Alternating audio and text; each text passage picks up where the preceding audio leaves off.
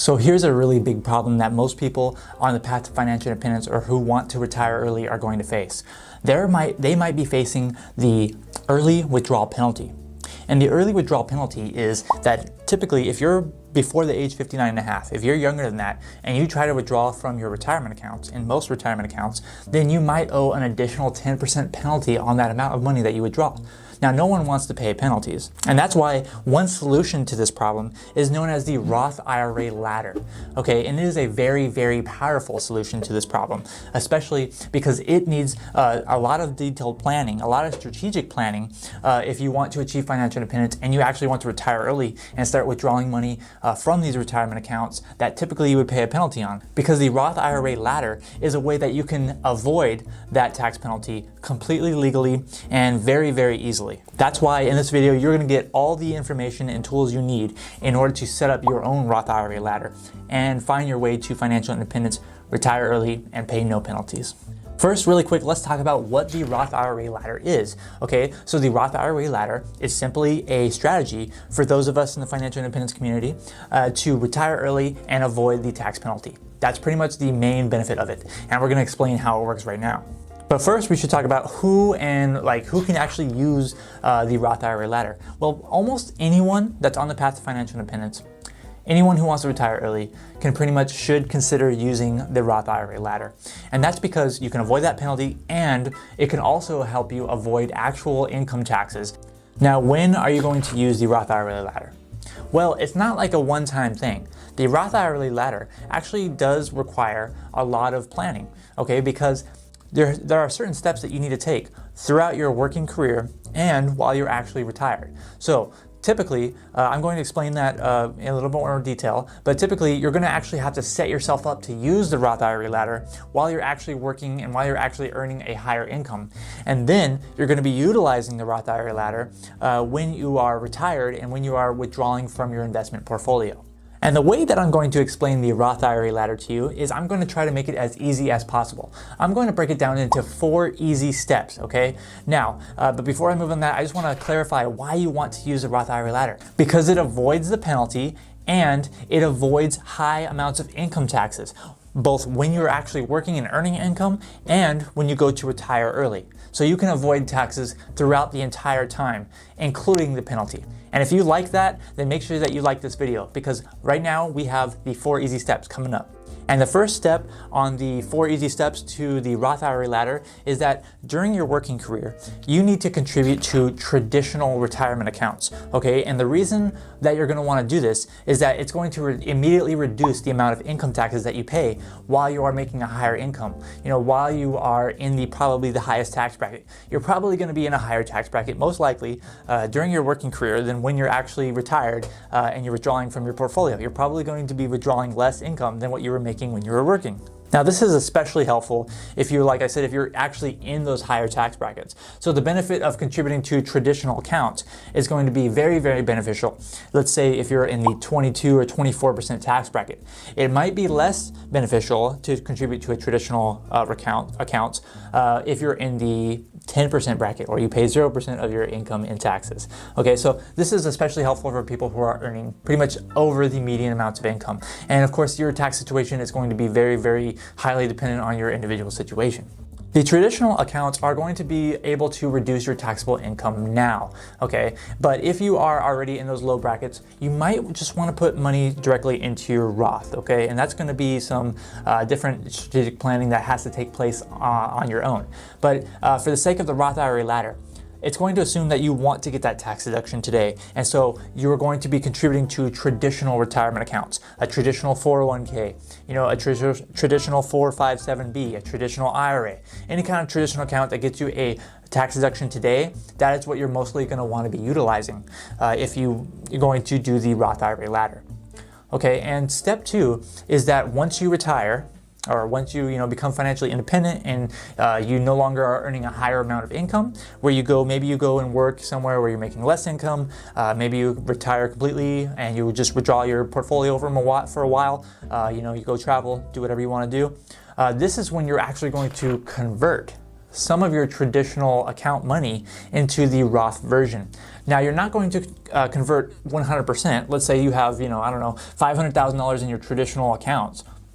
You're not going to just go ahead and roll over $500,000 into the Roth version, into a Roth IRA. You're going to do it in slow intervals. So the amount that you're going to convert into your Roth is going to be obviously dependent on how much money you're going to need. Because here's the thing, when you convert money from a traditional into a Roth, you're going to pay income taxes on the amount that you contribute because you deferred it before and now you're not deferring it anymore. You're putting it into a Roth. So let's say you spend $40,000 per year. That's the baseline example for financial independence, right? It could be more or less, it doesn't matter.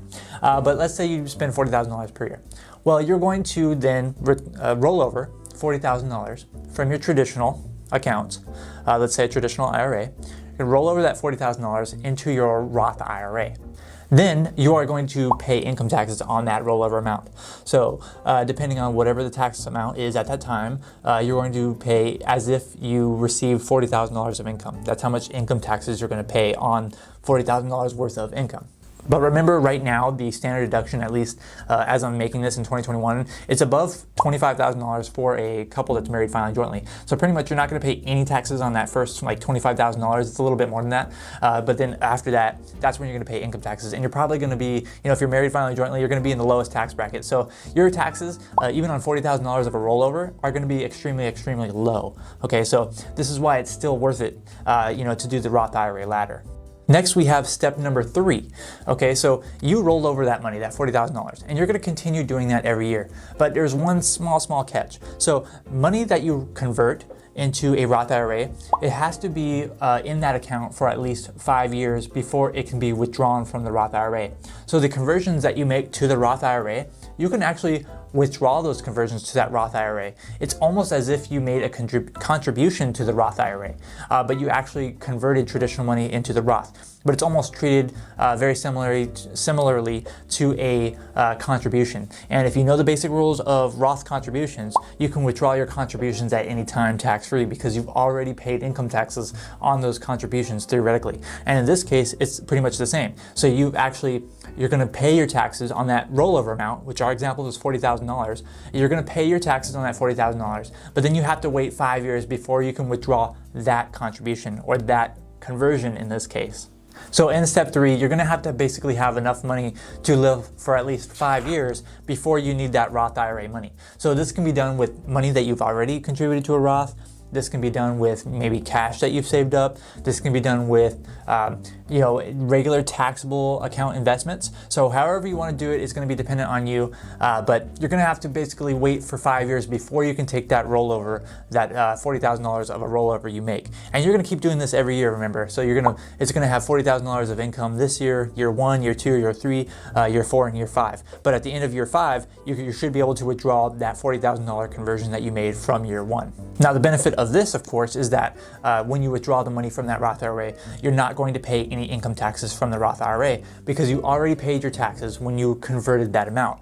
And since you converted that amount while you're maybe not making very much other income, your taxable income is going to be very, very low. So the amount of taxes you're going to pay is very low. So you paid low amounts of taxes when you were actually working and making a higher income because you were putting money into traditional accounts and getting that immediate tax deduction.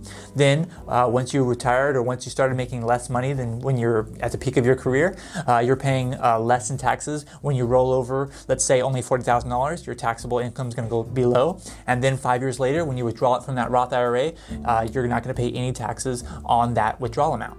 And the Roth IRA is probably the biggest and probably one of the most important strategies that pretty much anyone can take advantage of if they're trying to achieve financial independence and they're trying to retire early.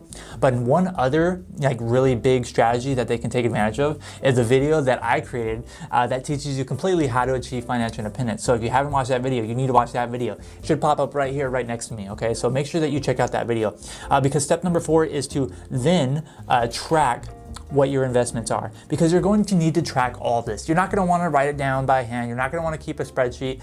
Maybe you want to if you're crazy like me, but those are very inefficient ways of tracking your investments, and those are very inefficient ways of tracking your Roth IRA strategy, your Roth Ladder strategy. The most efficient way and the best way to do it, pretty much for free, 100% for free I should say, is to go to oncashflow.com and click on the link to Personal Capital. Now that is an affiliate link of mine, so if you even just click through, it is going to help me, even if you don't sign up. But I will say this, the software is completely free to use, Personal Capital, and you can manage your investments all in one spot.